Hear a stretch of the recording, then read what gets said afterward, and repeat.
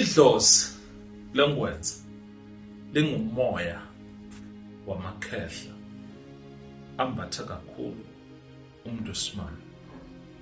Leli dlozi ke leli liyahlupha malimbathe ikakhulukazi umuntu wesimame ngoba likwenza ufihleke ebantwini.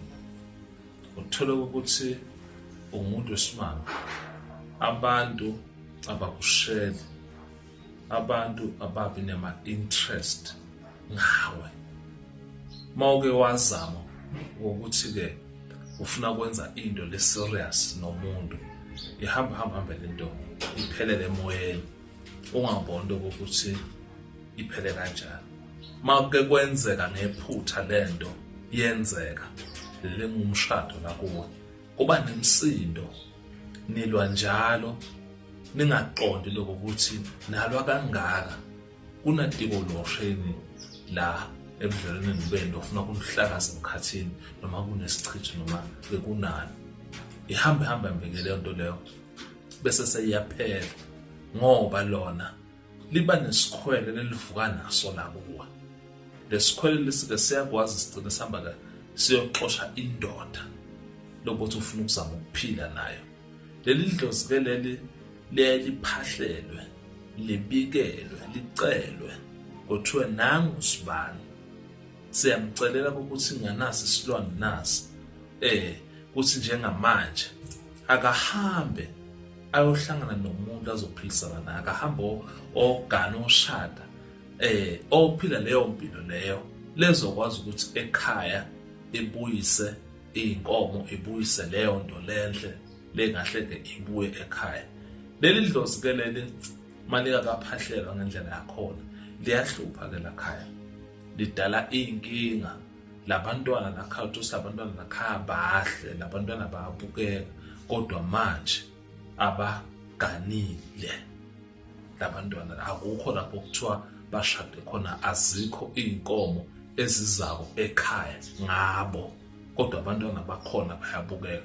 Leli dlozi ke lifike ke livala ngoba kusuke kuyilona lelibusako kulabantu, leligcine lihamba ke lizenza into leyindoda kubo.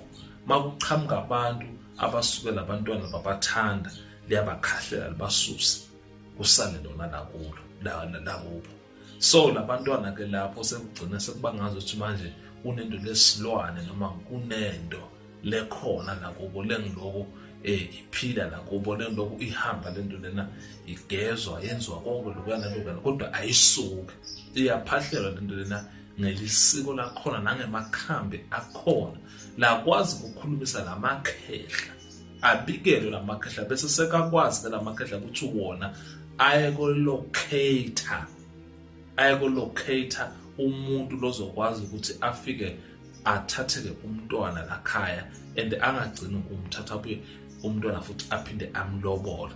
Ingako umntwana uma besakhulile saneminyaka legijimana kuboma 18 kuyaphezulu, kuyaye kube kuhle ukuthi ufuna umntwana ayeko-checkwa, kubuke leli dlozi lokuthi alikho yini kulo mntwana, ukuze lo mntwana lo azoba semathubeni ukuthi akwazi ukungena emendweni kahle, izinto zemvume, kungasi manje bekangena emendweni umuntu wamavelo aphela ngendlela engayibonanga ukuthi umuntu wamaphela kanjani, besiphila nalo babe lona kumnandi athi of a sudden kwahliphika sogcina lapha usaqonda noma isichitho noma silwane noma sipoko lesahliphisa leyo nto, kanti yileli dlozi.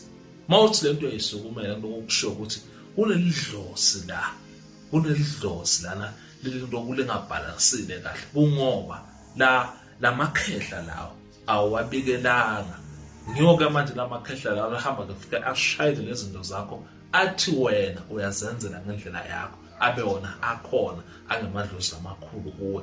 Kunelisuke lakhona ke lekayevele kudingakala ukuthi uthanda ungathandi, kufuna undlule kulo mawukuthi uzimisele ngokuthi ekhaya kungene inkomo ngawe, noma wena ke ushade ube semshadweni lomnandi lonekuthula.